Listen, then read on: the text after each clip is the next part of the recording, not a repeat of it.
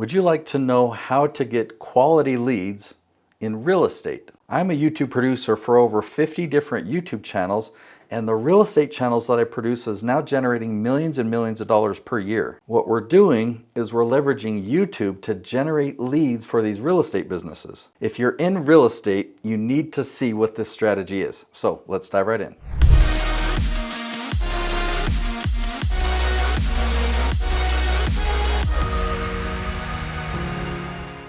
Of all the YouTube channels that I've produced, the ones that have done the best and the ones that have generated the most revenue for these businesses have been in the real estate space. So you might recognize names like Chris Crone, or Noel Randall, or Ted Thomas, or Sean Higgins, Brent Bowers, Nicole Espinosa. Would you like to know the strategy I used on each of these channels? All right, I'm going to come over here to the search bar, paste in this question: how to buy your first rental property with no money. All right, notice who's in the number 2 position. We got Noel Randall. All right, if I replace that question with another one there and hit search, you got Noel Randall right at the very top. Let's do another one. Paste that one in there. Oh, we've got Noel Randall, and for this search, she's in number 3. All right, let's see if we can find somebody else. I'll paste in another question here.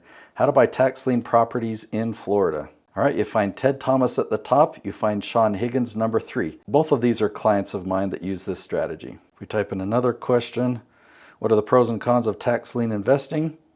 There we go, we got Ted Thomas right there at number 2. Now we actually tested different thumbnails, and that's the one that performed the best, so we kept it there. You'll notice this video has been ranking for 3 years. Now let's try one more question just to show you. And there we go, we got Ted Thomas, he's in position 1 and 2. Okay, one more example in the real estate space. When is it too late to stop a foreclosure? Oh look, we got Nicole Espinosa at the top. Or if we type in how to get into short sales. Oh, she's got the top 3 listings here. In fact, she's got the top 4 listings. Let's do one more question. Yep, we've got Nicole Espinosa. She's got the top 3 listings. Okay, now I'm going to show you the strategy that we used. We used the same ingredients on every one of these channels. This is called my leaf strategy, and the leaf strategy has 5 ingredients. I'm also going to share with you number 6, okay? So take a look at this tree. A tree has a broad trunk that goes out to branches that goes out to the leaves. The trunk represents your core area of expertise. Let's just say that's real estate, okay? The branches are all the different categories you have expertise in, and the leaves represent the very specific questions that your target audience is asking you. So let me just show you an example. Let's pretend you're an expert in productivity. An example of a leaf: what can increase productivity in a dental office? Or another leaf: how to improve productivity on a construction site.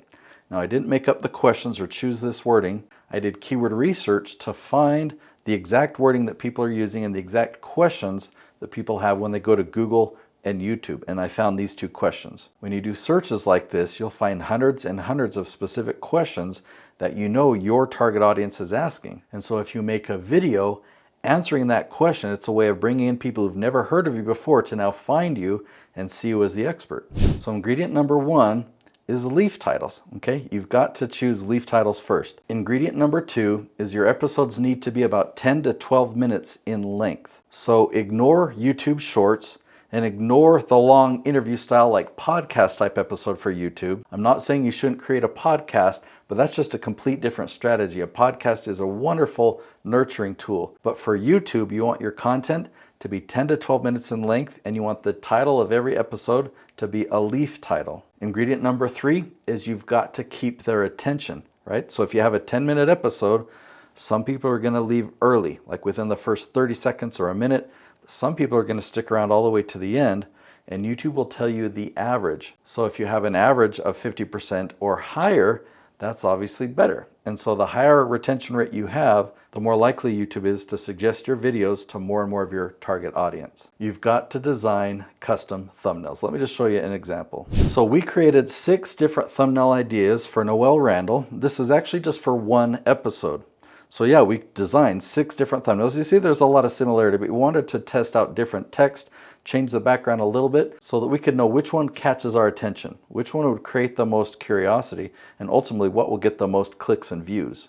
All right, so ingredient number 5 is you want to launch 5 episodes per week. Now, I know what you're thinking. That sounds like a lot, and you're thinking, maybe this strategy isn't for me. Hold on just a minute, because all the channels that I just showed you, that's what they thought originally too. but we're able to do it, and now they dominate YouTube, and I want you to dominate YouTube too. One of the secrets is batch filming. I mean, today I am filming 20 episodes in a single day.